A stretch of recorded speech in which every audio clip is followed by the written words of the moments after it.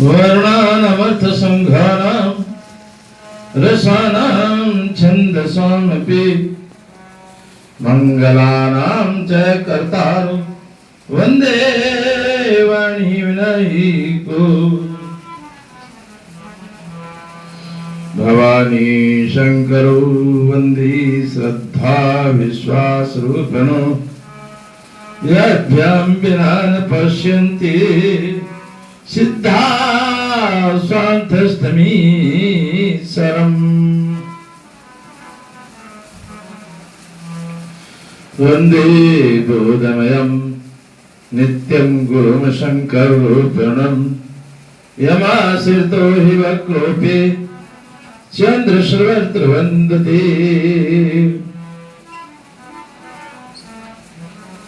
श्री सीताराम गुणग्राम पुण्यहरणे विहारिणो वंदे सुविज्ञान कवीश्वर कपीश्वर। बोलो श्री गुरु महाराज की जय। उमापति महादेव की जय। पवन सुत हनुमान की जय। दुर्गे मैया की जय। गंगे मैया की जय। पवन सुत हनुमान की जय। गुरु हरिप्रिय महाराज की जय।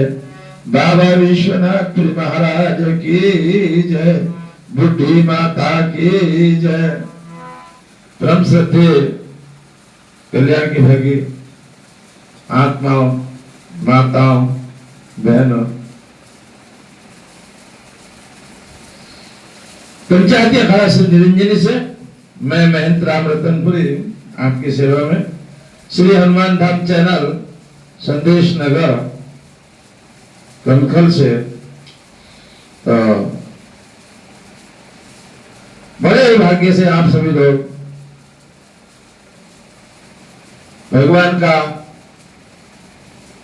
कीर्तन भजन, भगवान के चरित्रों, भगवान की कथा श्रवण कर रहे हो।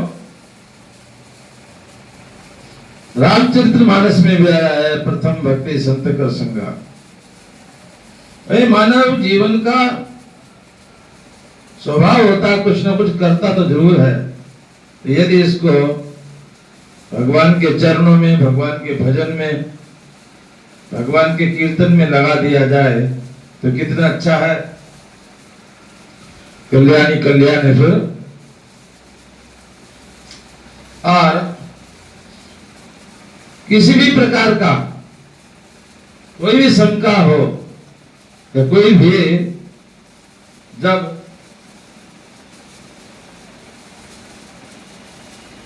निर्णय लेना हो, क्योंकि जितने भी शास्त्र हैं, जितने भी पुराण हैं, जितने भी वेद हैं या गीता है या रामायण है, आप जिसको भी पढ़ोगे तो सभी में जिस देवता का वो ग्रंथ है उसी का बारे में, उसी की बड़ाई और उसी के बारे में ज्यादा बढ़ा चढ़ा के लिखते हैं। उस समय शंका होने लगती है क्या दूसरे देवता कुछ नहीं है।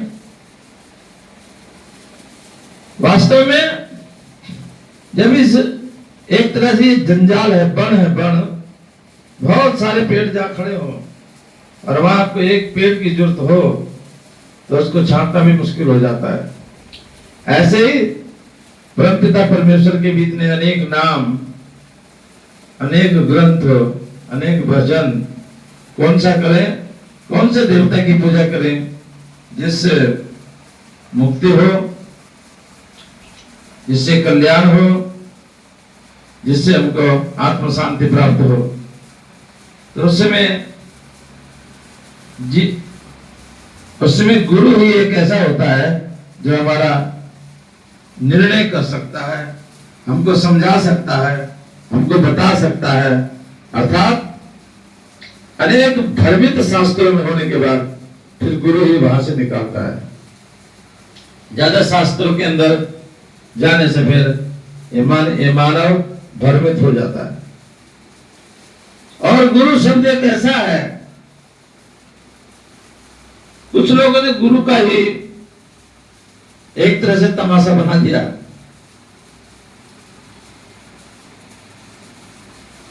धंधा बना दिया, दलाली बना दिया।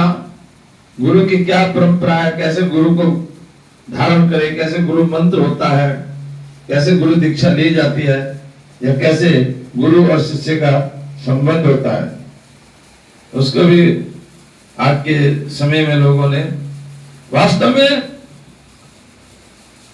मानव की भी कोई गलती नहीं है। एक दोहा लिखा है, गुरु गोविंद दो खड़े काके लागू पाए, बलिहारी गुरु आपने गोविंद दियो बताए। इस दोहे को आगे करके, और जो इस तरह के लोग हैं जिन्होंने गुरु के नाम पर ही भ्रष्टाचार कर दिया, क्या कि गुरु गोविंद दो खड़े काके लागू पाए, गुरु और भगवान दो खड़े हैं तो पहले किसके पैर लगो, किसकी पूजा करो। बलिहारी गुरु आपने गोविंदियो बताए, वहां पे ये आता है, यानी गुरु को पहले कर दिया, वहां पे भगवान को, ईश्वर को पीछे कर दिया। वास्तव में ऐसा होता नहीं है, क्योंकि गुरु भी भगवान की सत्ता में ही होता है। गुरु भी भगवान के अंतर्गत ही कार्य करता है, और जब आपके ऊपर उस परमपिता परमेश्वर की कृपा होगी तभी अच्छा गुरु आपको प्राप्त होगा। नहीं तो गुरु गुंगे गुरु बावले गुरु देवन के देव, ऐसे गुरु मिलेंगे। और ये गुंगे बावले पढ़े लिखे शास्त्रों से, उन अच्छे गुरुओं से, विद्वान गुरुओं से ज्यादा इतना ढोंग खिला देते हैं कि उन गुरुओं को पीछे कर देते हैं। बोलते हैं पुस्तक पढ़ पढ़ युग भयो, पंडित भया न कोई, ढाई अक्षर पढ़े प्रेम से, सोई पंडित होई। ऐसी जगह ऐसे लोग ये सहारा ले लेते हैं, कहते हैं वेद शास्त्र पुस्तक पढ़ने के बाद कौन पंडित बना, पुस्तक पढ़ युग भया, पंडित भया न कोई, और ढाई अक्षर पढ़े प्रेम से सोई पंडित हो। अर्थात वेद शास्त्रों का भी एक तरह से निषेध कर देते हैं, पीछे कर देते हैं, और कहते हैं ढाई अक्षर। ढाई अक्षर कौन से, जौन से ये देते हैं, या कोई भी गुरु मंत्र में जो भी अक्षर देता है उसको आगे कर देते हैं, तो वेद शास्त्रों का महत्व ही खत्म कर देते हैं। वास्तव में ऐसा नहीं है।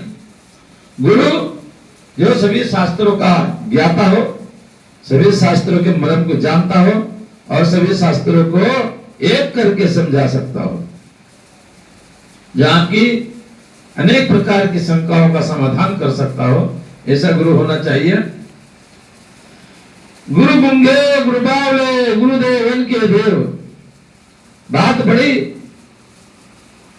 अजीब लगती है। मेरा गुंगा बावला कैसे गुरु हो सकता है? जिसने शास्त्र नहीं पढ़ा, जिसने अर्थात जिसको भोजन बनाना नहीं आता, तो क्या वो दूसरे को भोजन बनाना सिखा सकता है? अर्थात जिसको गाड़ी चलाना नहीं आता, तो क्या वो दूसरे को गाड़ी चलाना सिखा सकता है? नहीं सिखा सकता। भोजन बनाना नहीं सिखा सकता जिसको नहीं आता है।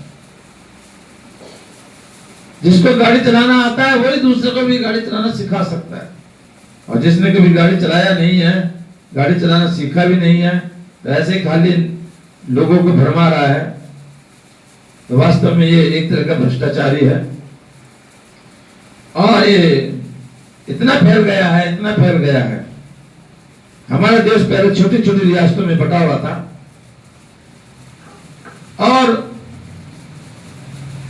उन रियासतों में छोटे छोटे जो राजा थे वे आपस में ही लड़ते रहते थे। उसी का लाभ उठा करके विदेशी आक्रांताओं ने हमारे देश को लूटा, और आपस में लड़ा लड़ा के एक की तरफ अपना हो जाते थे, और लूट लाट करके भारत को, और लूट के तो ले गए, साथ में मंदिरों को तोड़ तोड़ मस्जिद भी बना गए। किस कारण से? क्योंकि वो राजा आपस में लड़ते रहते थे, एकता नहीं थी। आज भारत एक महासंघ बन चुका है। सभी रियासतें भारतवर्ष के अंदर महासंघ के अंदर आ गई, तभी शक्तिशाली राष्ट्र भारत आज जिसका परचम पूरे विश्व में फहरा रहा है, जिसका झंडा पूरे विश्व में फहरा रहा है, जिसको सभी मानते हैं। और सौभाग्य से एक अच्छा विद्वान, मैं तो कहूं संति है, प्रधानमंत्री अर्थात मार्गदर्शक श्री नरेंद्र मोदी भी देश को मिला हुआ है, जो भारत को नीचे से उठाकर ऊपर, अर्थात जिसको भारत की प्रतिष्ठा पूरे विश्व के अंदर सभी देशों में भारत की प्रतिष्ठा को बढ़ाया है। यह भी सौभाग्य से अच्छा राजा मिलता है, अच्छा प्रधानमंत्री देश को मिला हुआ है। लेकिन याद रखना, अभी हमारा देश जो है धर्मों के नाम पे बटा हुआ है। पहले छोटी छोटी रियासतों में बटा हुआ था, वही भारतवर्ष आज छोटे छोटे धर्मों में है, जो पहले छोटे छोटे रियासतों में बटा हुआ था, उसी का लाभ उठा के विदेशों ने हमको गुलाम भी बनाया, हमारे भारतवर्ष को लूटा भी है, मंदिर तोड़ तोड़ के मस्जिद भी बना गए। आज भी देश एक बहुत ही संकट के सामने खड़ा हुआ है। देश के ऊपर बहुत बड़ा संकट है। क्या? छोटे छोटे धर्मों में बटा हुआ, अनेक जातियों में बटा हुआ, अनेक भाषाओं में बटा हुआ भारतवर्ष। और याद रखो, ये अगली बार भारत का कुछ अहित होगा, भारत का कुछ नुकसान होगा, भारत का कोई बुरा करेगा तो इन धर्मों के नाम से ही करेगा। जिस भी धर्म वाले से बात करो आप, अलग अलग धर्म की परिभाषा नहीं जानते और अलग अलग धर्म बना के बैठे हैं। धर्म तो सबका एक ही है, ईश्वर तो एक ही होता है, लेकिन ये अपना अपना वर्चस्व कायम करने के लिए अनेक धर्मों का निर्माण कर लिया। पंजाब के बारे में तो कहते हैं कम से कम 3000 डेरे हैं, 3000, और सभी अलग अलग डेरों में अलग अलग धर्म, जिनमें सबसे बड़े वहां के हमारे स्वामी राधा स्वामी सत्संग विलास हैं। बताइए कौन सा धर्म चलाते हैं? बहुत बड़ा उनका हुआ है। गुरुमीत राम रहीम को हम सभी जानते हैं, अभी परोड़े में बाहर आया हुआ है, अलग ही चला रहा था और 4-4.5 करोड़ शिष्य बना दिए।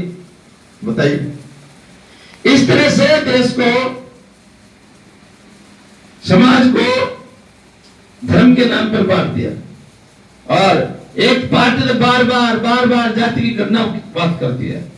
अरे जब तुम जाति में गणना कर लोगे तो हिंदू नाम या सनातन कहां बचेगा? लोग सब अपने अपने जाति की तरफ भागेंगे। वास्तव में देश को मजबूत रखना है तो हमको सनातन के नाम पर, हिंदू के नाम पर एक रहना होगा। और यदि नहीं रहे तो हमारे होनहार, योग्य, विशिष्ट जितने भी उनको उपाधि दी जाए, कहना है श्री योगी राज। उत्तर प्रदेश के मुख्यमंत्री जी, जो जिनका नारा है कि बटोगे तो कटोगे, ये सच बात है। पहले भी बटे तभी कटे और तभी लुटे। अभी भी यदि बटोगे तो कटोगे और लुटोगे भी। बहुत प्रयास कर रहे हैं लोग, जो विदेशी आक्रांताओं के एक तरह से प्रतिनिधि यहाँ भी विराजमान है भारतवर्ष में। वो सब खत्म नहीं हुए, सब यहाँ से गए नहीं है, वो भी विराजमान है। और वो ये कोशिश करते रहते हैं कि देश को धर्म के नाम पर, जाति के नाम पर बांट दो, तो फिर देश को कमजोर करने के नए नए तरीके वो ढूंढते रहते हैं। इसलिए ताकि उनको सत्ता प्राप्त हो जाए। अपने स्वार्थ के लिए वो देश को भी दांव पे लगा देते हैं, देश को भी बेचने को तैयार हो जाते हैं, देश को भी बांटने को तैयार हो जाते हैं। तो ऐसे लोगों से सावधान रहना चाहिए। और भारत देश महाशक्ति है और महाशक्ति बने और भी अच्छे आगे इसका रिजल्ट आए, इसके लिए सबको एक रहना है। सभी धर्म, जाति और सब भूल भाल के एक सनातन के धर्म के नीचे, हिंदू धर्म के झंडे के नीचे, हिंदुत्व के नीचे। एक बार पहले भी मेरे पास सन 92 के लगभग में, जिस समय राम जन्मभूमि आंदोलन में सहारनपुर से हिंदू जागरण मंच की उस शोभा यात्रा जुलूस की मैं अगवानी कर रहा था, अर्थात अध्यक्ष था। तो तभी कुआखेड़ा एक कस्बा पड़ता, बहुत बड़ा कुआखेड़ा, तब भी वहां पे प्रिंसिपल साहब ने ऐसे ही बोल दिया था कि हिंदू तो हम है ही नहीं। और वास्तव में हिंदू ना कहीं रामायण में आया, ना हिंदू शब्द भागवत में आया, ना हिंदू शब्द गीता में आया, ना हिंदू शब्द शिव महापुराण में आया। तो हिंदू शब्द कहीं आया नहीं है। और हिंदू शब्द की जो उत्पत्ति है वो सिंधु नदी से हुई। सिंधु का अपभ्रंश होकर के हमारा हिंदू शब्द पड़ा। लेकिन आज हम हिंदू के नाम पर ही एकत्रित है, आज हम हिंदू के नाम पर ही संगठित है, अर्थात सनातन के नाम पर ही संगठित है। तो हम छोटी छोटी जातियों में ना बट करके एक हिंदू के नाम पर, एक सनातन के नाम पर सभी एक है। और नहीं तो फिर वही योगी जी की बात है, बटोगे तो कटोगे, कटोगे नहीं लूटोगे भी। लूट लूट के लोग पहले भी ले गए और मंदिर को मस्जिद बना के चले गए। इन्हीं शब्दों के साथ भजमन नारायण नारायण नारायण, श्रीमन नारायण नारायण नारायण, भजमन नारायण नारायण नारायण, श्रीमन नारायण नारायण नारायण, भजमन नारायण नारायण नारायण। कई बार लोग हमारे सामने भी ये शब्द आ जाते हैं, ऐसा लोग बोलते हैं महाराज साधु संतों को तो खाली भजन पूजन पाठ करना चाहिए, राजनीति में नहीं पढ़ना चाहिए। तो जहां पे साधु संत राजनीति में नहीं पढ़े, वह 52 देशों के हिंदुओं का पता ही नहीं कहां चले गए। यहां भी जब जगत गुरु शंकराचार्य ने राजनीति में पढ़े, अखाड़ों का निर्माण किया, अखाड़ों ने धर्म के लिए युद्ध लड़ा और शास्त्र रख के शस्त्रों से लड़ाई करे, तभी हिंदू धर्म बचा। तो साधु को भी अपने देश की उतनी चिंता होती है, बल्कि आम जनमानस से ज्यादा चिंता होती है। तो ध्यान रहे, छोटी छोटी जातियों में बंटना नहीं चाहिए, छोटे छोटे धर्म अलग अलग फैला करके बंटना नहीं चाहिए। हम सभी सनातनी हैं, सभी हिंदू हैं। इन्हीं शब्दों के साथ आकाशाय पतितोय यथा गच्छति सागरम, सर्वदेवो नमस्कारम ईश्वरं प्रतिगच्छति, ईश्वरं कलेशनाशाय दुःखनाशाय माधव, श्री हरि पापनाशाय गोविंदा मोक्षदायकम, मंत्र सत्यम पूजा सत्यम, सत्यम देव निरंजनम, गुरुर्वाक्यम सदा सत्यम, सत्यमेकं परम पदम, अन्यथा शरणं नास्ति त्वमेव शरणं मम, तस्मात् करुण भावेन रक्ष रक्ष महेश्वर, रक्ष रक्ष महेश्वर, रक्ष रक्ष महेश्वर। प्रातः काले शिवं दृष्ट्वा निशा पापो विनश्यति, आजनं कृतमध्याह्ने सायने सप्तजन्मनि, मेरु कांचनां चित्वदानां गवाम कोटि सतेरपि, पंचकोटि तुरंगनामा तत्फलं सेव दर्शनात्, हरे त्वमेव माता च पिता त्वमेव, त्वमेव बन्धो च सखा त्वमेव, त्वमेव विद्या च दर्शनं त्वमेव, त्वमेव सर्वं मम देव देव। बोलो धर्म के जय हो, धर्म के जय हो, पाप का नाश हो, प्राणियों में सद्भावना हो, प्राणियों में सद्भावना हो, विश्व का कल्याण हो। गंगे हर नर्मदे हर जटा शंकरे हर, ओम नमो पार्वती पते हर महादेव शंभो।